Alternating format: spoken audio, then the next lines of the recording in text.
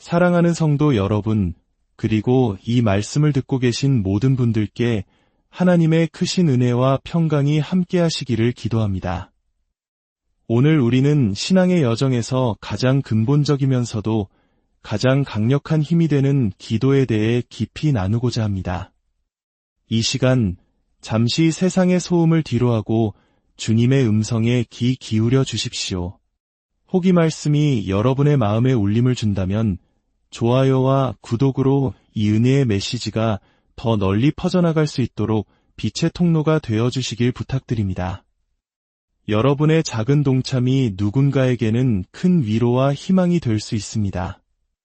이 채널을 통해 주님의 사랑을 전하는 사역에 함께해 주심에 감사드리며 들으시는 모든 분들의 삶에 하나님의 축복이 가득하기를 소망합니다. 자, 이제 성경을 펴고 함께 기도의 신비로운 세계로 들어가 보겠습니다. 우리가 끊임없이 기도하는 삶을 살 때 위기가 닥쳐와도 우리는 이미 뜨겁게 타오르는 불을 가지고 있는 것과 같습니다. 그 상황에 즉시 가져다 줄 수 있는 열기가 이미 준비되어 있는 것이죠. 몸을 데울 필요도 10일간 금식하며 기도하러 떠날 필요도 없습니다. 우리는 이미 펄펄 끓고 있는 상태이기 때문입니다. 우리는 순간적인 영감을 받아서 기도하는 것이 아닙니다. 기도가 바로 우리의 삶 그 자체이기 때문입니다. 기도는 켰다 껐다 하는 스위치가 아닙니다. 기도는 바로 나라는 존재의 본질이며 저는 하나님과 교제하는 사람입니다. 예수님의 제자들이 예수님께 가르쳐달라고 요청한 것은 단 한 가지였습니다.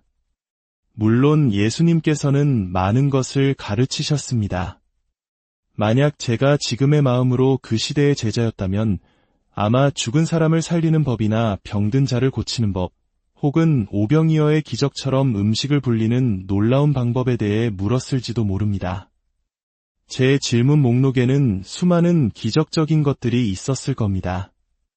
하지만 예수님과 항상 함께했던 12 제자들은 그 모든 기적과 가르침에 감동받았지만 그들의 마음을 송두리째 흔들어 놓은 것은 오직 한 가지였습니다.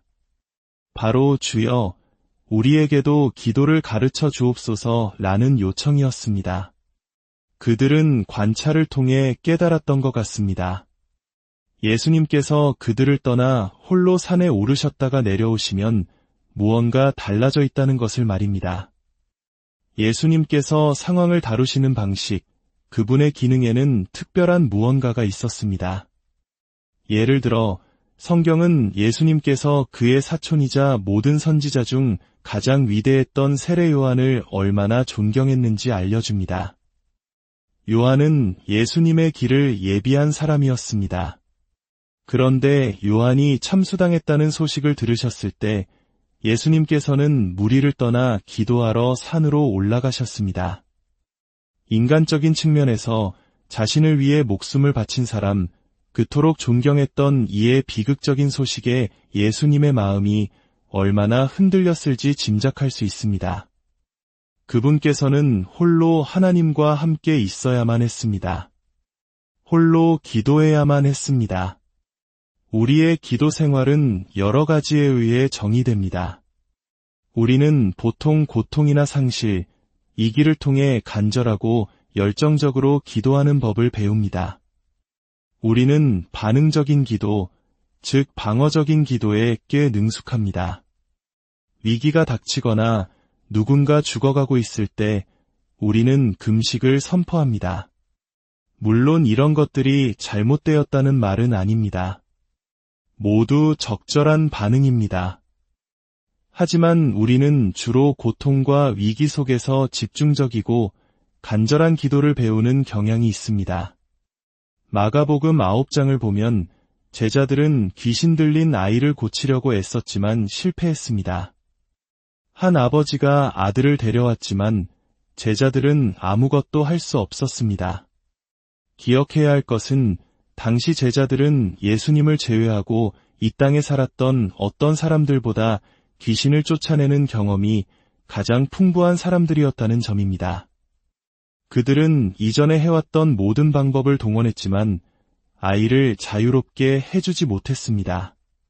그때 예수님께서 오셔서 아이를 고쳐주셨습니다. 제자들은 조용히 예수님께 다가가 물었습니다.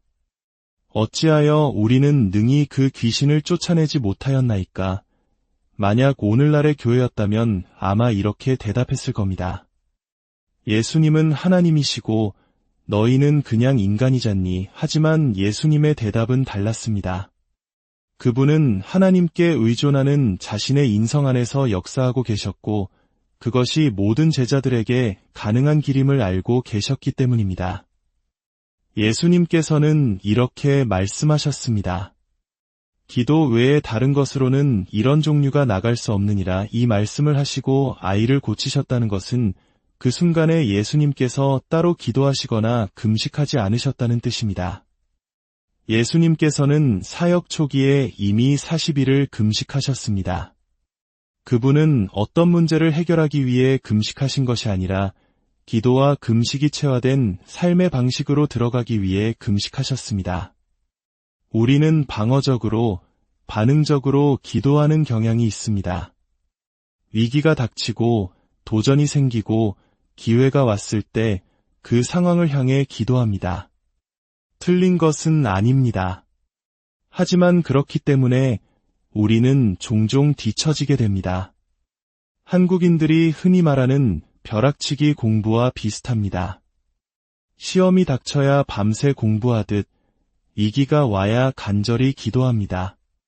늘 한 발 늦게 허덕이며 따라잡으려 애쓰는 것입니다. 그래서 제자들은 예수님께 기도를 가르쳐달라고 청했습니다. 그들이 본 모든 것들 중에서 유일하게 가르쳐달라고 했던 것이 기도였다는 사실은 제게 큰 감동을 줍니다. 그것은 예수님을 지켜본 이들에게 기도가 모든 것의 열쇠였음을 알려주는 것입니다. 마태복음 26장 41절 말씀을 함께 보겠습니다. 시험에 들지 않게 깨어 기도하라. 마음에는 원이로되 육신이 약하도다. 다시 한번 읽어보겠습니다. 시험에 들지 않게 깨어 기도하라. 마음에는 원이로되 육신이 약하도다. 이 말씀은 우리에게 중요한 사실을 알려줍니다. 기도하지 않거나 기도에 약해지면 우리가 굳이 마주하지 않아도 될 유혹에 노출된다는 것입니다. 기도하지 않는 삶은 우리가 감당할 은혜가 없을지도 모르는 유혹에 스스로를 내던지는 것과 같습니다. 예수님께서 여기서 말씀하시는 것은 하나님, 저를 시험에 들게 하지 마옵소서라고 기도하라는 의미가 아닐 것입니다. 그보다는 기도하는 삶 자체가 우리를 유혹으로부터 보호하는 단열재와 같다는 것을 말씀하시는 것입니다. 기도로 가득 찬 삶, 끊임없이 기도하는 삶 말입니다. 몇 주 전 저는 데살로니가전서 5장 말씀을 나누었습니다. 항상 기뻐하라. 쉬지 말고 기도하라. 범사에 감사하라. 저는 그날 밤 주님께서 제게 주신 3가지 깨달음에 대해 이야기했습니다. 정신건강의 열쇠는 범사에 감사하는 것에 있습니다. 심리학자들도 고통을 피하려는 시도에서 많은 정신질환이 비롯된다고 말합니다. 우리 삶의 모든 순간을 하나님의 주권에 맡기고 그분만이 선하심을 믿으며 감사할 때 우리는 진정한 정신적 평안을 얻게 됩니다. 감정 건강의 열쇠는 항상 기뻐하는 것에 있습니다. 우리가 믿기 전에는 기쁜 일이 있을 때만 기뻐했습니다. 하지만 하나님의 나라에서는 기뻐함으로써 기쁨을 얻습니다. 내 삶의 기쁨의 정도는 나 자신에 의해 결정되는 것입니다. 그리고 마지막으로 쉬지 말고 기도하는 것은 마음 건강의 열쇠입니다. 예수님께서는 간음, 살인 등 모든 끔찍한 것이 마음에서 나온다고 하셨지만 동시에 마음이 청결한 자는 복이 있나니 그들이 하나님을 볼 것이며 라고 말씀하셨습니다. 마음을 지키는 것은 우리 삶의 질을 결정하는 데 매우 중요합니다. 잠언 4장 23절은 모든 지킬 만한 것 중에 더욱 내 마음을 지키라. 생명의 근원이 이에서 남이니라 라고 말씀합니다. 쉬지 않고 기도함으로써 내 마음을 하나님의 마음에 계속 연결시키는 것, 이것이 바로 마음 건강입니다. 하나님의 마음과 내 마음이 연결되어 있을 때 올바른 것들이 자연스럽게 흘러나옵니다. 하지만 그 사이에 거리가 생기면 우리는 옳은 일을 하기 위해 안간힘을 써야 합니다. 다시 마태복음 26장 41절로 돌아가 봅시다. 마음에는 원이로되 육신이 약하도다. 무엇을 원한다는 것일까요? 바로 기도하기를 원한다는 것입니다. 무엇이 약하다는 것일까요? 기도에 대해 육신이 약하다는 것입니다. 그러므로 우리 기도 생활의 힘은 육신에 대한 영의 힘에 달려 있습니다. 약한 기도 생활은 육신이 지배하는 삶의 증거입니다. 성령님은 우리 영 안에 거하시며 완벽한 교제를 나누십니다. 하지만 때때로 우리의 영을 지배하는 것이 있으니 바로 인간적인 약함, 연약함, 육신의 욕망입니다. 육신을 다스리는 문제는 효과적인 기도 생활에 필수적입니다. 기도의 목적은 무엇일까요? 단순히 하나님께 무언가를 해달라고 말씀드리는 것이 아닙니다. 기도의 진정한 목적은 그분의 마음을 얻는 것입니다. 우리가 그분의 마음을 더 많이 얻을수록 우리는 앵무새처럼 기도문을 외우는 것이 아니라 관계의 산물로서 기도하게 됩니다.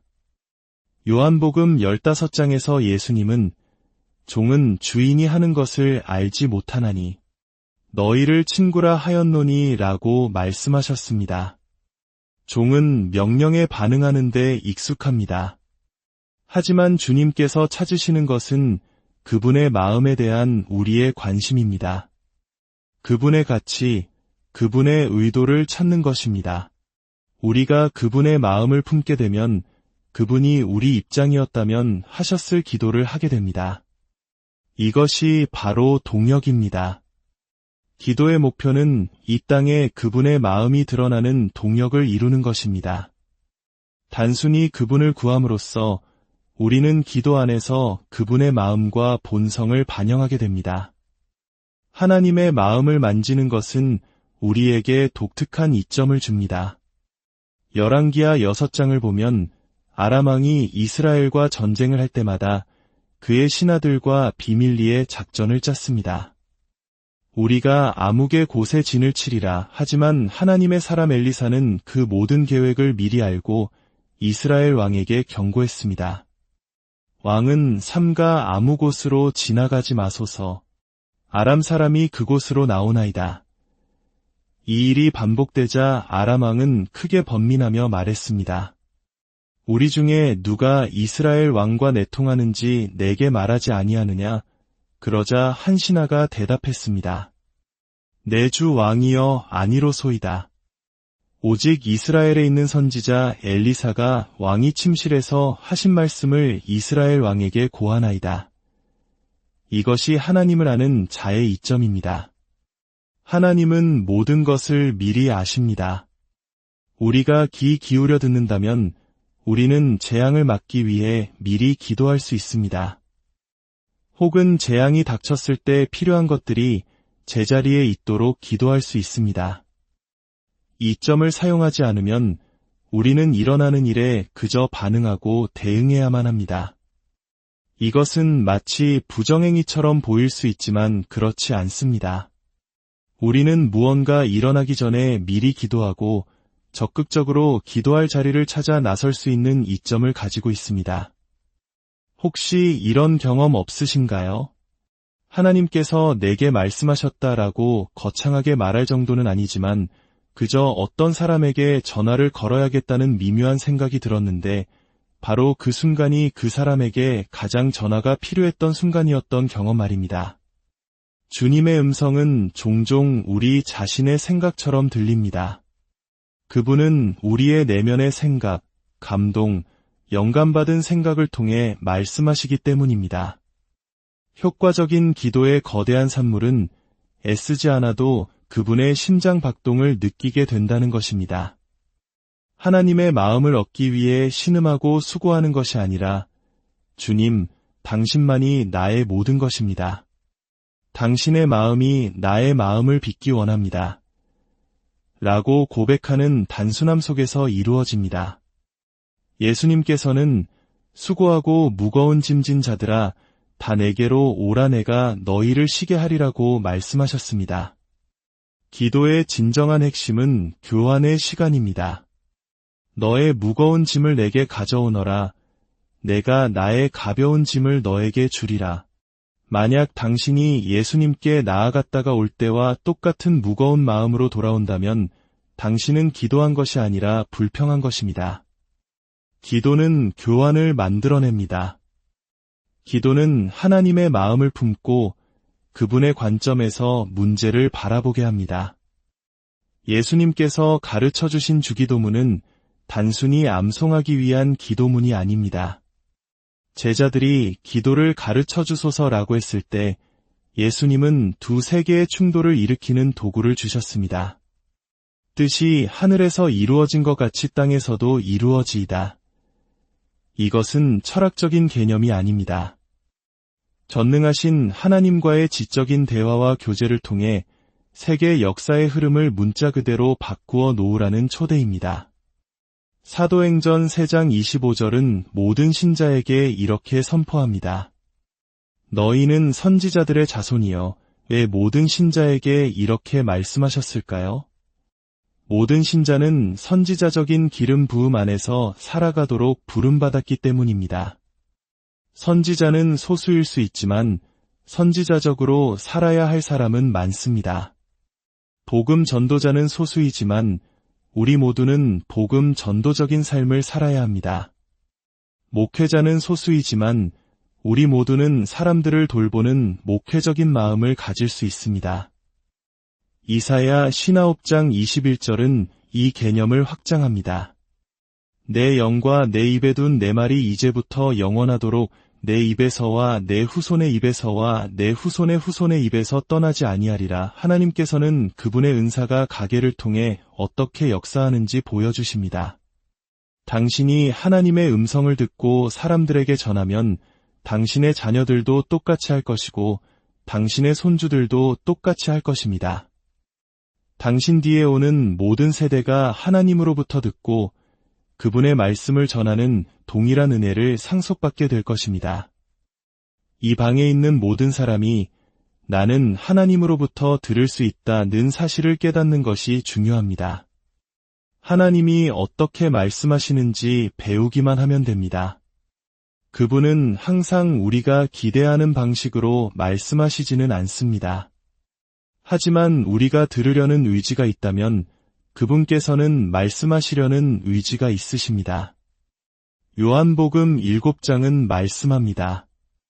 사람이 하나님의 뜻을 행하려 하면 이 교훈이 하나님께로부터 왔는지 내가 스스로 말함인지 알리라. 순종하려는 의지가 있을 때 비로소 알게 된다는 것입니다. 사도행전 12장에는 매우 흥미로우면서도 소브링한 이야기가 나옵니다. 헤롯 왕이 교회를 박해하여 요한의 형제 야고보를 칼로 죽였습니다. 이 일이 유대인들을 기쁘게 하는 것을 보고 그는 베드로마저 잡아오게 가두었습니다. 야고보는 순교했고 베드로는 기도의 대상이 되었습니다. 야고보가 체포되고 살해당했을 때 하나님의 뜻은 무엇이었을까요? 하나님은 비극조차도 선하게 사용하실 수 있기 때문에 사람들은 그 비극을 하나님이 계획하셨다고 생각하기도 합니다. 순교자의 피는 교회의 씨앗이다 라는 말이 있습니다. 절대적으로 사실입니다. 하지만 디모데전서 2장은 평안한 삶을 살기 위해 권세 있는 자들을 위해 기도하라고 가르칩니다. 그렇다면 하나님의 뜻은 평안한 삶일까요? 순교일까요? 여기서 우리는 중요한 질문에 도달합니다. 특정 상황에서의 하나님의 뜻이 우리가 어떤 존재가 되었는가에 의해 결정될 수 있을까요? 기도하지 않았던 교회는 친구를 잃었고 기도했던 교회는 친구가 그들에게 구출되어 돌아왔습니다. 기도는 단지 하나님을 설득하여 무언가를 하게 만드는 것이 아닙니다. 기도의 가장 중요한 기능은 나를 빚어가는 것입니다. 내 생각을 바꾸고 내 마음을 단련시킵니다. 인내하는 믿음은 응답과 함께 인격을 얻게 합니다. 지연되는 응답은 우리 영혼의 가지를 쳐내고 마음을 정결하게 합니다.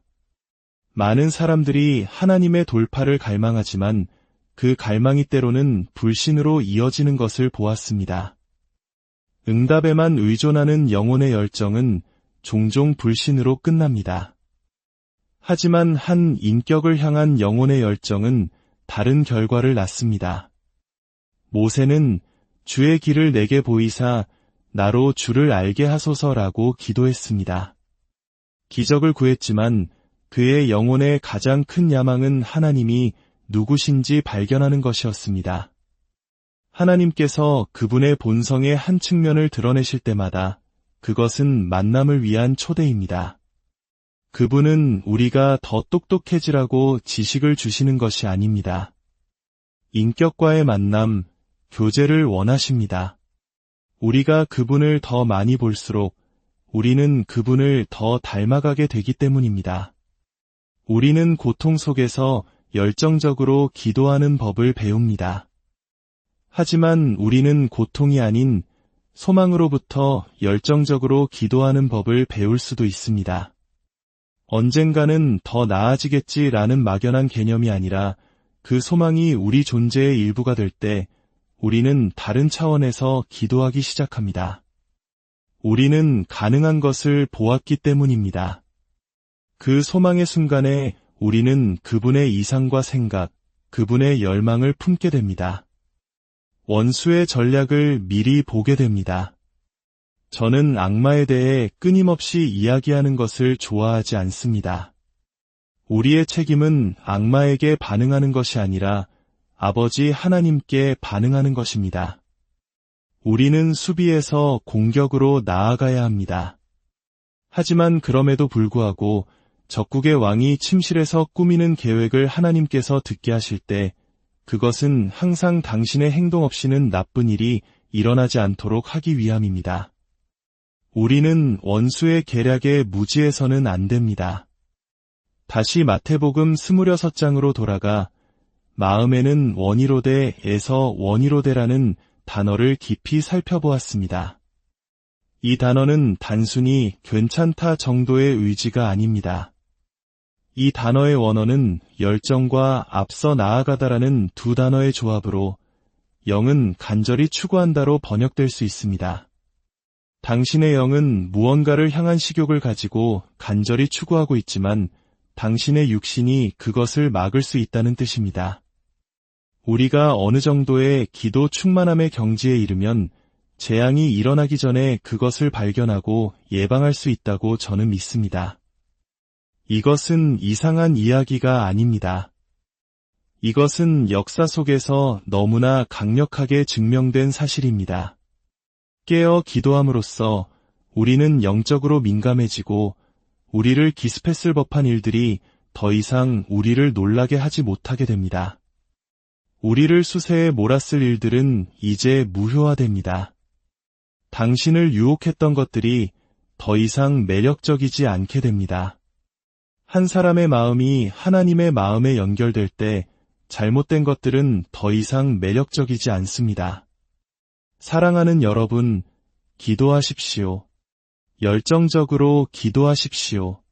하루에 2-3시간 기도하는 것이 낯설게 느껴질지라도 가끔이라도 한번 해보십시오. 한 달에 한 번, 혹은 6달에 한 번이라도 좋습니다. 위대한 영감을 기다리지 말고 그저 순종하십시오. 목소리를 높여 강력하게 기도하십시오. 그럴 기분이 아니에요 라고 느껴질 때 바로 그때가 육신이 강하다는 증거입니다. 그 약한 육신을 굴복시키고 당신의 영에 따라 기도하십시오.